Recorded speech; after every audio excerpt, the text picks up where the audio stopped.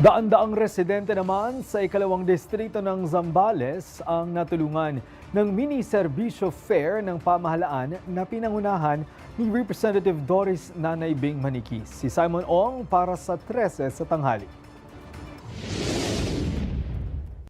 Labis na pasasalamat ang ipinaaabot ng mga mamamayan ng ikalawang distrito ng Zambales sa tulong na handog ng pamahalaan na inalapit sa kanila ni Zambales 2nd District Representative Doris Nanay Bing Manikis.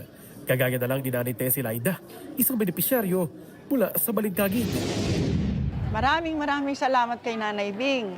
Ang laking tulong po sa amin ng mamamayan ng distrito ng Zambales. Kaya malaking tulong sa amin ni Nanay Bing, Nanay Bing ng Zambales. Nakapilan na si Nanay Tessie wala pang alas 5 ng umaga. Maaga pa lang kasi nakahanda na ang ilang residente sa Paite Balingkaging Elementary School para sa isa sa gawang mini-serbisyo fair sa lugar. Kaagad naman silang in-accommodate ng mga tauhan ni Nanay Bing para maging mabilis ang proseso. Mahalaga po sa amin, lalo na po sa amin na senior, dahil lalong-lalo na sa kalusugan, mahalaga sa atin. Dahil lalo-lalo na sa akin, observe ko po lahat.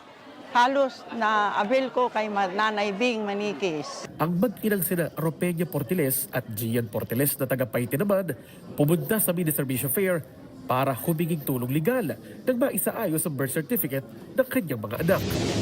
Sinubukan ko pong pumunta. Baka sakaling po ma-solusyonan. Iba't ibang programa ang hatid ng mini-serbisyo fair ng pamahalaan, kabilang ang medical consultation, dental, ECG at X-ray, ultrasound, national ID registration at legal services kagaya ng notaryo, legal consultation at birth certificate concerns. Ayon kay Nanay Bing, mahalagang na itulay ang tulong ng pamahalaan sa mga dulong barangay ng lalawigan. Na ibababa yung tulong ng gobyerno. Talagang hindi ID lang ipapakita nila. Nandyan ang pondo ng MyFIP. Talagang malaking serbisyo to. Dagdag pa niya, ipagpapatuloy na kanyang tanggapan ang nasimulan na serbisyo para sa lahat ng Zambalenyo. Para sa totoong balita sa Bagong Pilipinas, Simon Ong, 13 sa tanghali ng Congress TV.